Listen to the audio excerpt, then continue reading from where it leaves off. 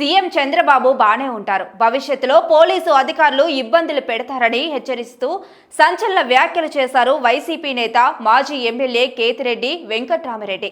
AP liquor scam అరెస్టుపై Rajahmundry central జైల్లో రిమాండ్లో ఉన్న వైసీపీ ఎంపీ మిథున్ రెడ్డితో ఇవాళ అనంతపురం వైసీపీ నేతలు ములాఖతయ్యారు. మాజీ ఎమ్మెల్యేలు అనంత వెంకట్రామిరెడ్డి, కేతిరెడ్డి వెంకట్రామిరెడ్డి, సుగాసి బాలసుబ్రహ్మణ్యం మిథున్ రెడ్డిని కలిశారు. ఈ సందర్భంగా ఆయన మాట్లాడుతూ రాజకీయ కక్ష సాధింపుతో అరెస్టు చేసిన మిథున్ రెడ్డి జైల్లో చాలా ధైర్యంగా ఉన్నారని తెలిపారు.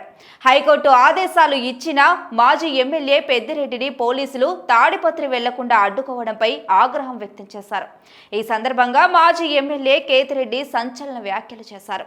సీఎం చంద్రబాబు బానే ఉంటారని, భవిష్యత్తులో పోలీసు అధికారులు ఇబ్బందులు పడతారని వార్నింగ్ ఇచ్చారు.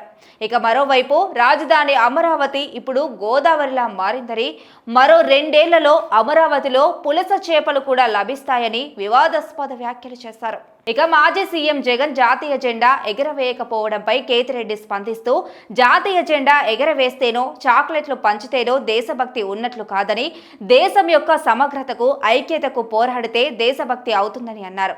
చంద్రబాబు ఆడుతున్న నాటకంలో పోలీసులు పావులు అవుతున్నారు. రాష్ట్రంలో ఏ రాజ్యాంగం అమలవుతుందో స్పష్టం కావడం లేదన్నారు. ఇవాళ ఏ విత్తనం వేస్తే రేపు వాటి రుచి మీరు కూడా చూడాల్సి ఉందన్నారు.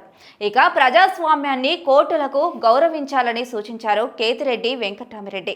అయితే అనంత వెంకట్రామిరెడ్డి మాట్లాడుతూ, రాష్ట్రంలో రాజకీయ కక్ష సాధింపులు ఎక్కువగా జరుగుతున్నాయి. లిక్కర్ స్కామ్ అనేది చంద్రబాబు కట్టుకథ అని కొట్టిపారేశారు.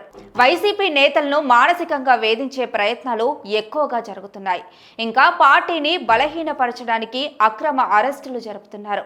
నియోజకవర్గంలో బలమైన వైసీపీ నాయకులను అక్రమ అరెస్టులు చేస్తున్నారని మండిపడ్డారు.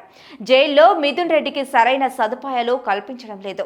కోర్టు ఉత్తర్వులున్న పెద్దిరెడ్డిని తాడిపత్రిలోకి రానివ్వకుండా నిలిపివేస్తున్నారు. చట్టం పట్ల లోకేష్ కు ఎటువంటి ఆలోచన ఉందో దీనిని బట్టి అర్థమవుతుందన్నారు. కడిగిన ముత్యం మాదిరిగా వైసీపీ నేతలంతా బయటకు వస్తారని అనంత వెంకట్రామిరెడ్డి పేర్కొన్నారు.